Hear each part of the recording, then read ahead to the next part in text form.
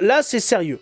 Là, vous allez voir qu'en France, on est passé au niveau des cartels mexicains et tout ce qui s'ensuit. Alors, au moins un des fondateurs de Ledger, ou Ledger, je sais pas comment ils prononcent ça, entreprise française leader dans la sécurité, dans la sécurisation des crypto-monnaies, aurait été kidnappé pour une demande de rançon en Bitcoin. On est un pays du tiers-monde. On a des types qui se font kidnapper pour des rançons, c'est affligeant. Normalement, ça arrive quand les gens partent dans des pays, hein, dans la cambrousse, et qu'il y a des clubs de terroristes ou je sais pas quoi, qui viennent les kidnapper. Là, t'as même pas besoin de partir en vacances dans des pays de merde pour te faire kidnapper, il suffit de rester en France. Magnifique, merci l'ambiance. Hein, la police et le GIGN enquêtent à Vierzon, près du domaine d'Éric Larchevêque. Une affaire grave pour lui et préoccupante pour l'avenir des crypto-monnaies et de la sécurité numérique. Alors à savoir que, entre-temps, l'affaire s'est réglée, mais vous allez voir qu'ils ont été méchants les types. David Ballan, cofondateur de Ledger, a été libéré après avoir été enlevé et séquestré hier. Mais c'est David Ballan ou c'est Éric Larchevêque? Ah non, c'est le domaine d'Éric Larchevêque. D'accord, c'était pas chez lui. Ok. Il aurait été secouru par le GIGN après que ses agresseurs lui aient coupé un doigt pour une demande de rançon. Le fameux doigt. Ça fait un petit peu mal, hein. Alors, plus de détails. Ballan a été enlevé mardi à Vierzon par un commando violent avant d'être libéré hier soir lors d'une intervention spectaculaire du GIGN. Bravo le GIGN qui a enquêté, qui a retrouvé très vite le monsieur et qui a pu le libérer de cette prise d'otage complètement dégueulasse. Les ravisseurs exigeaient une importante rançon en crypto-monnaie. La victime a été séquestrée dans un lieu tenu secret pendant 48 heures, nécessitant une prise en charge médicale après sa libération. Le parquet de Paris a saisi la juridiction spécialisée JIRS face à la gravité des faits qui relèvent de la criminalité organisée. Le crime est passible de la réclusion criminelle à perpétuité. Plusieurs suspects sont en garde à vue, mais les interventions se poursuivent pour retrouver tous les auteurs. Ça devient dangereux d'avoir un poste important en France. Hein. Ça devient très très très dangereux. Hein. Il faut commencer à s'inquiéter de tout ça.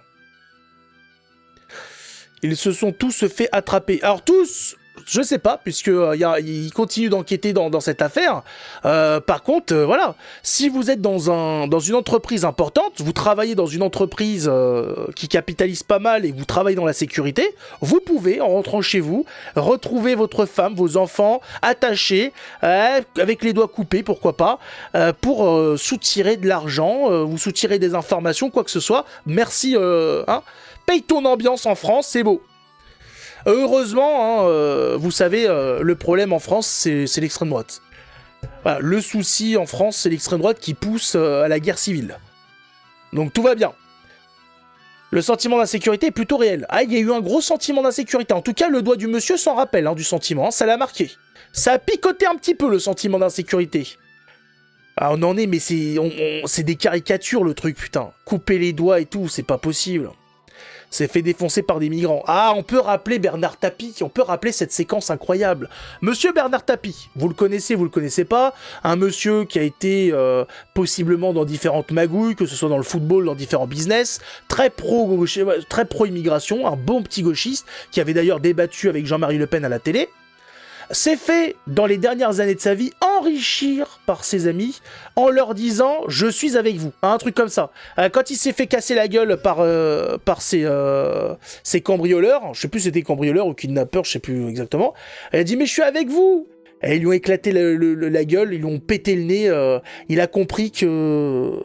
Alors je pense, ça a mis son temps, mais il a compris que non, ils étaient pas avec lui. Voilà, pour eux, ça restait un sale français de base, un sale occidental, et donc ils en avaient rien à faire. Hein, qu'il était avec, il avait bossé pour leur faciliter la vie, pour faire en sorte qu'il y en ait de plus en plus.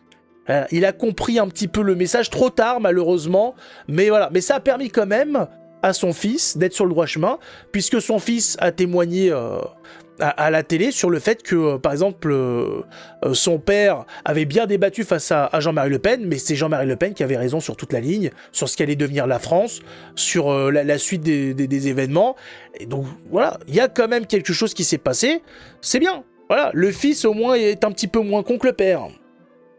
Ils ont pris Bernard pour un tapis.